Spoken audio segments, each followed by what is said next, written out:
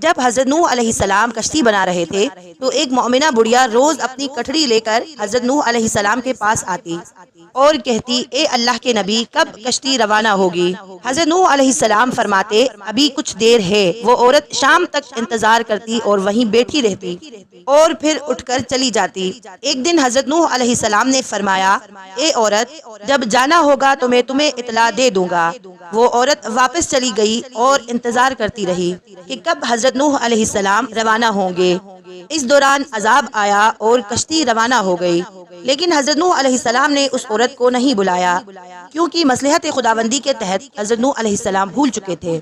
जब तूफान थमा तो नूह अलैहिस्सलाम के दिल में मोहब्बत उठी कि शहर को देखूं। जहां से चले थे वहां तशरीफ लाएं और करीब आके देखा तो एक झोंपड़ी में दिया जल रहा था। हजरत नूह अलैहिस्सलाम ये देखकर चौंक गए कि रोए जमीन पर इतनी बड़ी तूफान के बावजूद भी ऐसा